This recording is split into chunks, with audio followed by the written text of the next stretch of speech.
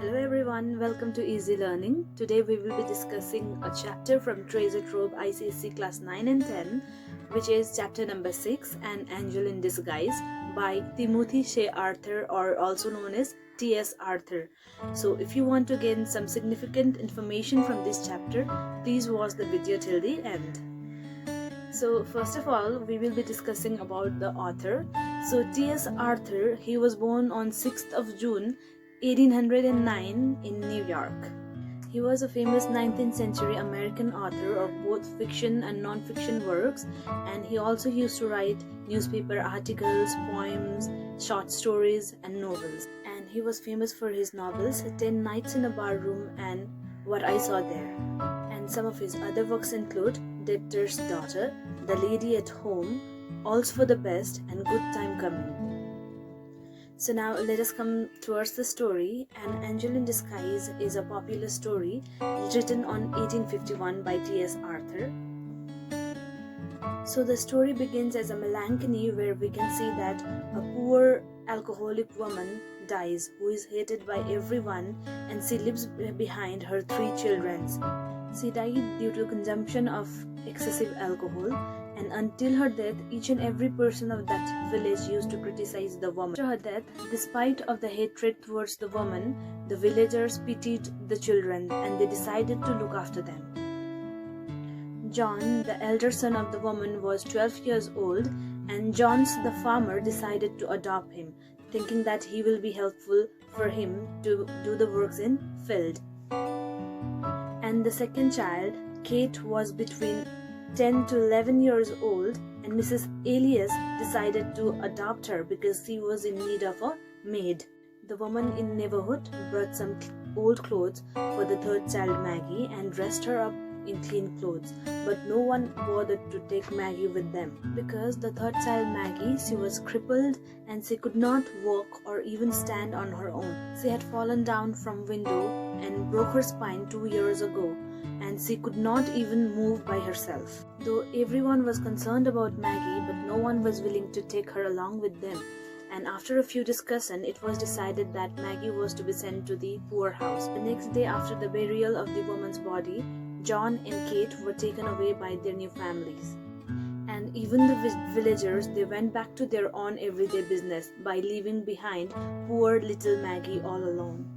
So when everyone leaves, Maggie, who is still lying on her bed, she notices that Mr. Joe Thompson, who is a wheelwright, is still standing outside the house. After seeing Mr. Thompson, Maggie begs him not to leave her all alone. Though Mr. Thompson looks rough from outside, he has a very soft heart and he is very kind and he is very much affectionate towards the children.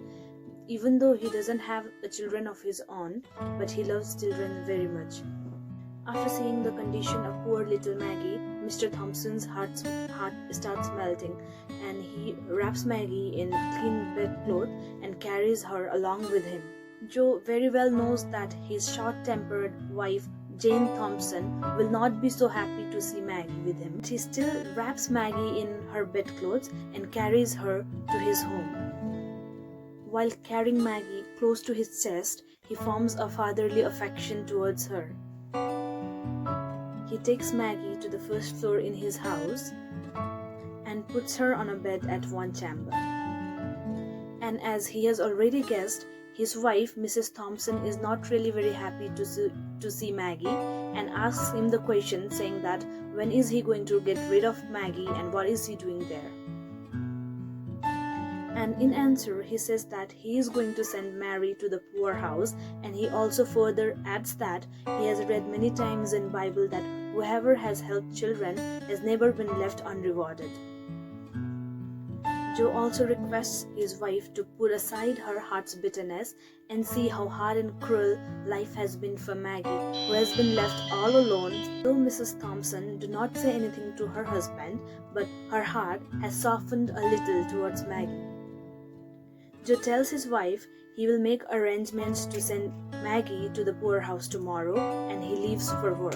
Mrs. Thompson, she goes to the chamber where Maggie is lying, and she starts speaking with her, and gradually, deep inside her heart, Mrs. Thompson, she starts developing motherly affection towards Maggie because she doesn't have a children of her own. At the dusk, when Mr. Thompson returns from his work, he peeps through the window and he sees that Mrs. Thompson is having a conversation with Mary, or rather we can also say that Mrs. Thompson was asking certain questions to Mary.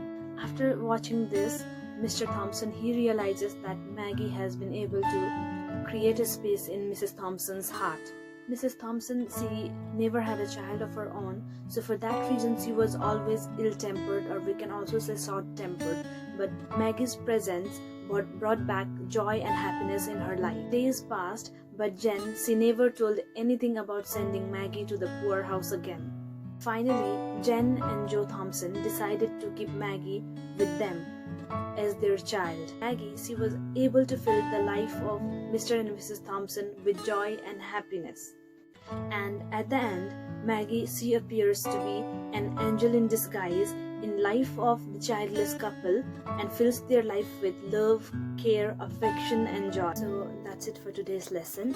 If you all have any doubts or any confusion, you can always feel free to drop a comment in the comment section below. And if you want me to cover any chapter of your choice, please mention the names in the comments so that I can cover the chapter for you. I'll be happy to help you. Thank you for watching the video till the end, and if you have found any of the information helpful, please do like and share the video, and do not forget to subscribe to my channel and also press the bell icon so that you get notified whenever I upload such informational videos. Stay home, stay safe and keep learning.